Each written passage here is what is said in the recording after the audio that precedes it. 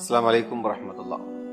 പ്രിയപ്പെട്ട സുഹൃത്തുക്കളെ, ത്യാഗത്തിൻ്റെയും സമർപ്പണത്തിൻ്റെയും ഓർമ്മകൾ തിളങ്ങി നിൽക്കുന്ന ബലിപെരുന്നാൾ വീണ്ടും വരികയാണ്.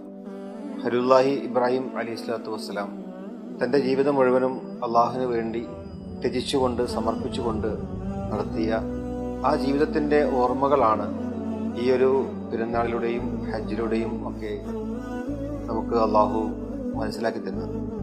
അള്ളാഹുവിനെ തവക്കുൽ ചെയ്തുകൊണ്ട് ഖലീലുല്ലാഹി ഇബ്രാഹിം അലൈഹിസ്സലാത്തു വസ്സലാം തൻ്റെ മഹദിയെയും കുഞ്ഞിനെയും വിജനമായ സ്ഥലത്ത് ഉപേക്ഷിച്ചുകൊണ്ട് പോയി.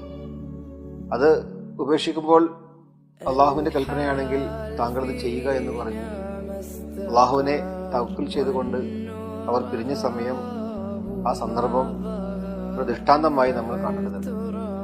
അതിനുശേഷം അവിടെ ഉണ്ടായിട്ടുള്ള സംഭവ വികാസങ്ങൾ, ചരിത്രങ്ങൾ, ഒരു ചരിത്രത്തിന് വഴി തുറക്കുകയായിരുന്നു. അവിടെ സംസമിലൂടെ മഹാനായ ഇബ്രാഹിം അലൈഹിസ്സലാത്തു വസ്സലാമും മകൻ ഇസ്മായിൽ അലൈഹിസ്സലാത്തു വസ്സലാമും ഹാജറയും ഇവർ ഉണ്ടാക്കിയിട്ടുള്ള ഒരു വൈകാരികമായ നിമിഷങ്ങൾ, അതിലൂടെയാണ് പിന്നീട് ലോക മുസ്ലിങ്ങൾക്ക് എന്നും ഓർക്കാനും അവരുടെ സ്മരണ അള്ളാഹു അവർക്ക് മുമ്പിൽ നിലനിർത്തിക്കൊണ്ട് ലോകാവസാനം വരെ അള്ളാഹുവിൻ്റെ ചിന്തകളിൽ അധിഷ്ഠിതമായി നിൽക്കുകയും അള്ളാഹുവിൻ്റെ മാർഗത്തിൽ അള്ളാഹുവിന് വേണ്ടി ജീവിതം സമർപ്പിച്ചവർക്ക് അള്ളാഹു നൽകുന്ന അംഗീകാരമായി ഈ ഒരു കർമ്മത്തെ നമ്മൾ കാണുകയാണ്. നമ്മളൊക്കെ ഭൗതിക ആവശ്യങ്ങൾക്ക് വേണ്ടി നെട്ടോട്ടം ഓടുമ്പോൾ അള്ളാഹുവിൻ്റെ കൽപ്പനയ്ക്കനുസരിച്ച് കൊണ്ട് ഒരു നിസ്സംഗതിയുമില്ലാതെ അത് അനുസരിക്കുക എന്നുള്ള ഒരു അടിമയുടെ കടമയാണ് അവർ നിർവഹിച്ചത്.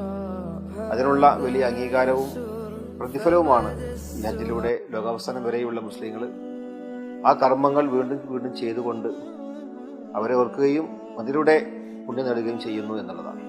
പരിശുദ്ധമായ ഈ ദിനം എന്ന് പറയുന്നത് നമുക്ക് നമ്മെ ശുദ്ധീകരിക്കുവാനും നമ്മെ റിഫൈൻ ചെയ്തുകൊണ്ട് ഒരു പുതിയ ജീവിതത്തിലേക്ക് കഴുത്തു വെക്കാനുമുള്ള ഒരു ഊർജമായി മാറേണ്ടതുണ്ട്.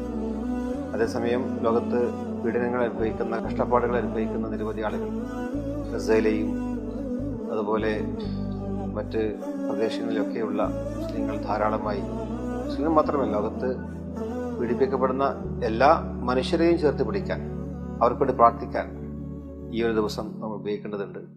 അല്ലാഹു അനുഗ്രഹിക്കട്ടെ. ഈദ് മുബാറക്.